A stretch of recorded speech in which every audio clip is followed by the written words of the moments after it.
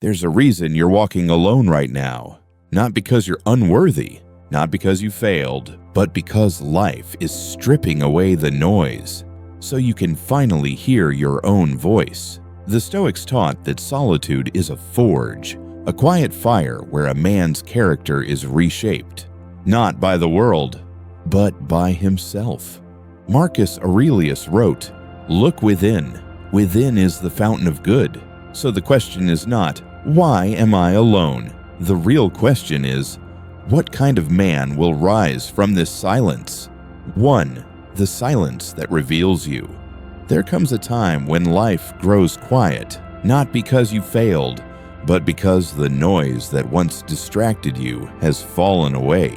No constant messages, no group chats, no one checking in, just silence.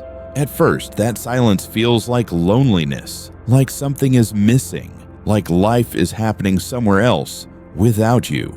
But stay with it long enough, and you'll see something deeper.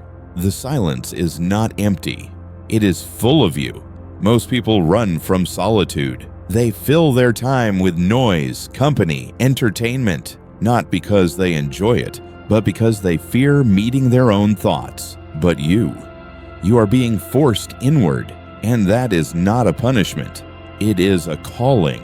Marcus Aurelius once wrote, "A peaceful soul is never truly alone.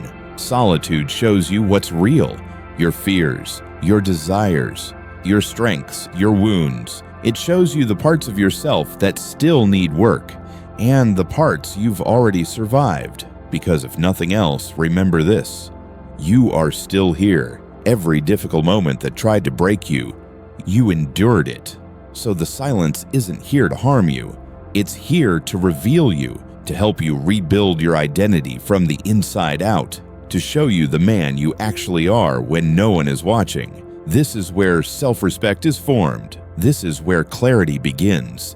This is where a man learns to carry his own soul. But solitude is only the beginning.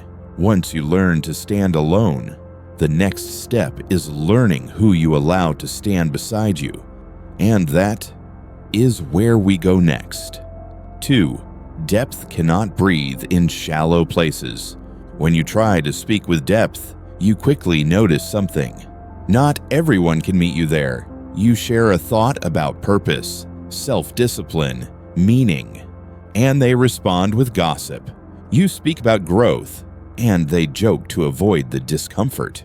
You try to talk about the soul, and they laugh because they've never listened to their own.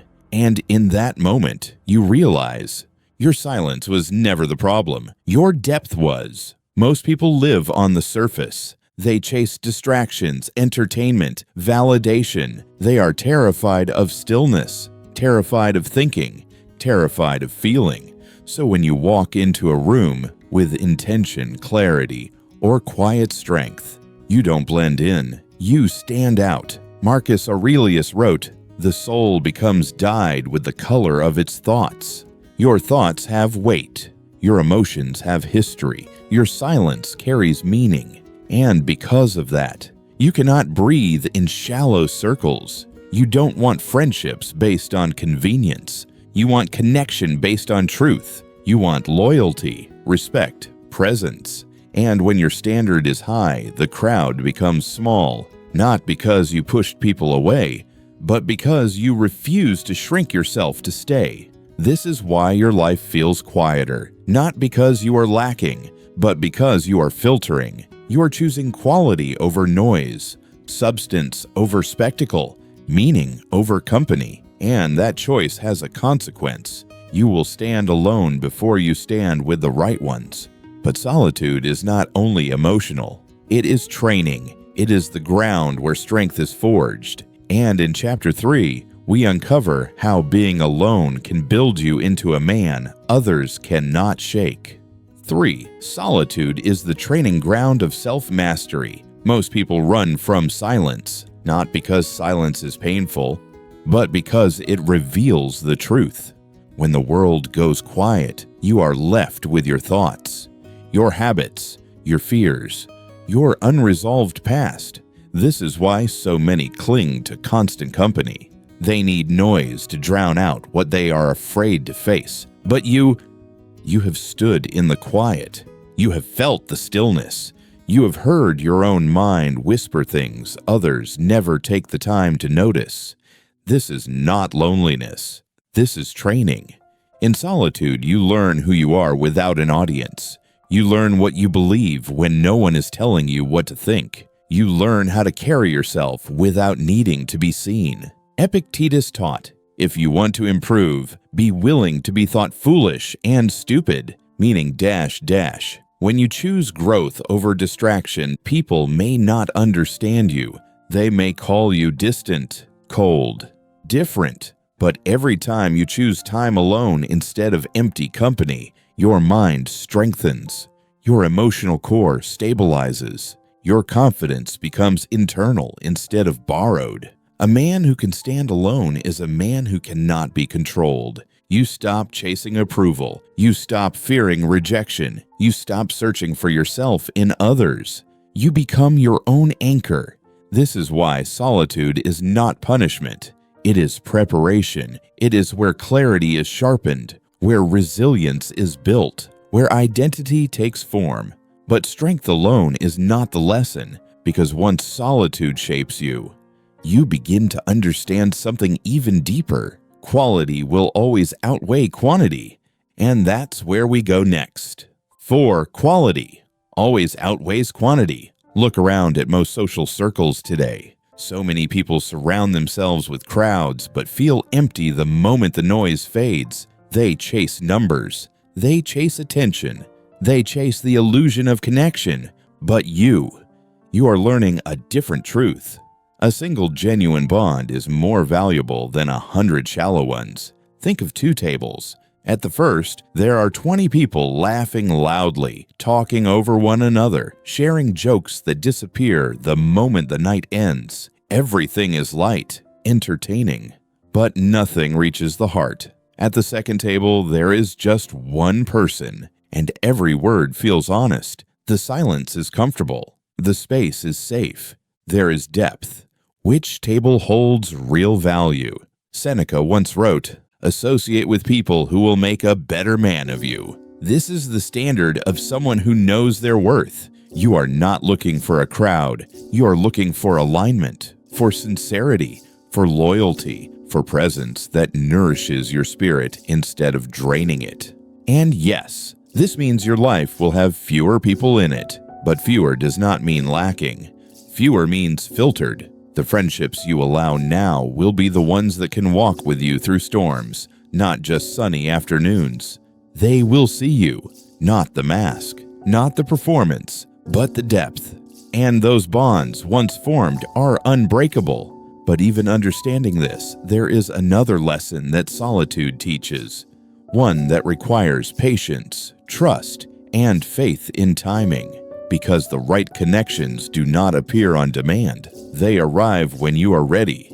And that is where we go next. 5. The right people come in the right season. Nature does not rush. The tree does not force its fruit to ripen before its time. The flower does not bloom just because we wish it to. There are seasons for growth, seasons for stillness, seasons for waiting. Your life is no different. One of the hardest truths to accept is this: you cannot control when the right people enter your life. You cannot force a deep connection. You cannot make someone understand you. You cannot make someone stay. The Stoics warned us against trying to shape others. Epictetus said, "Don't seek for events to happen as you wish, but wish for events to happen as they do, and your life will go smoothly." So if your life feels quiet right now, if you look around and see space where you hoped there would be people, that space is not failure, it is preparation. Your values are becoming clearer, your standards are rising, your inner foundation is becoming strong. And when your foundation is strong, something powerful happens. You stop attracting those who come to take, to drain, or to distract. Your presence becomes a gate. Only those who recognize your depth will step through. The right people will not need to be convinced. They will not need explanations. They will simply recognize you because they are building themselves in the same quiet, patient way. And when those people arrive, the connection will feel effortless. No pretending, no shrinking, no noise, just alignment. But before those people appear, there is one more truth we must face. The silence itself is the forge where your strength is formed. And that is where we turn next. 6. Solitude is the forge of strength. We often fear silence because silence reveals the truth. When the noise fades, we can finally hear our own thoughts. And sometimes those thoughts are uncomfortable, so most people run. They drown themselves in distraction, conversation, noise, anything to avoid facing themselves. But if you have remained in solitude, if you have stayed with the quiet instead of escaping it, you are already stronger than you realize. Being alone is not the absence of connection. It is the presence of self-awareness. It is where you learn what drains you and what nourishes you. It is where you rebuild your inner world without interruption. The Stoics saw solitude not as loneliness, but as training. Marcus Aurelius wrote, "Nowhere can a man find a quieter or more untroubled retreat than in his own soul." This inner retreat is your forge. It is where you learn patience, where you learn to breathe before reacting, where you learn to stand firm in who you are. Most people need others to feel complete, but you are learning to be complete in yourself. That is not isolation, that is independence. And when you can stand strong alone, something shifts. You no longer cling, you no longer chase, you no longer fear being left behind, because you finally understand that peace does not come from people. It comes from you. Solitude does not weaken you. It tempers you. It turns your mind into clarity, your heart into steel, your presence into calm. But solitude is not the final destination. It is only preparation, because what comes next is learning to show up in the world authentically, without apology. 7. Authenticity without fear. When you spend enough time alone, something powerful happens. You stop performing. You stop shaping yourself to fit the expectations of others. You begin to feel how heavy it was to constantly adjust, to please, to imitate, to stay acceptable. Solitude strips away the masks, and what remains is the real you. Most people never meet that version of themselves. They are too busy trying to be liked, too afraid to be misunderstood, too conditioned to believe approval equals worth. But the Stoics taught the opposite. Worth is something you grant yourself. Seneca said, "The man who follows the crowd will go no further than the crowd." To live authentically means you are willing to stand apart, to be seen as different, to be misunderstood, because truth rarely looks convenient. Authenticity is not loud. It is not rebellion for the sake of attention. It is quiet. It is steady. It is the calm confidence of a person who has nothing to prove. When you are authentic, your presence changes. Your words carry weight. Your silence carries meaning. People may not always like you, but they will respect you. And the ones who do stay, they stay because of who you truly are, not who you acted to be. This is the beauty of your path. Solitude led you back to yourself, and now you no longer trade your identity for belonging. But there is one more step. Authenticity must meet purpose, because living as your true self means nothing if you don't know what direction you are walking toward. So now we turn to the question that shapes everything. What are you giving your life to? 8. Walking with purpose. When the noise quiets, when the crowd fades, when your life becomes still, something important finally becomes audible, your direction. Many people move through life reacting instead of choosing. They say yes because it is easier than confrontation. They follow trends because standing alone feels frightening. They stay in circles that drain them because the alternative, silence feels unbearable. But you are no longer that person. You've learned that solitude is not emptiness. It is clarity. It is a clearing in the forest where you finally see the path ahead. Marcus Aurelius wrote, "A man's worth is no greater than the worth of his ambitions." Purpose is not found in the crowd. Purpose is found in the questions you ask yourself when no one is watching. What do I want to become in this lifetime? What do I want to build that lasts longer than me? Where is my energy being wasted? What deserves my devotion? When you choose a purpose, your life changes shape. You stop chasing validation because your direction becomes internal. Your time becomes intentional. Your relationships become selective. You no longer need many friends, only the ones who understand your path. And when the right people arrive, they will not pull you away from your purpose. They will walk beside it. Because real connection is not built in convenience. It is built in alignment. So now, your solitude is no longer a question. It is no longer something to escape or fear. It is the space where your strength was forged. And there is only one thing left to say. One final truth to close this journey. Let's bring it home. So if your life is quiet right now, if your circle is small, if your days feel still, understand this. You are not falling behind. You are being refined. Solitude was never meant to break you. It was meant to build you. Your peace, your clarity, your purpose, they are forming in this silence. And when the right people arrive, they will not rescue you from loneliness. They will recognize your strength because they carry their own. So walk your path with dignity. Stand tall in your stillness.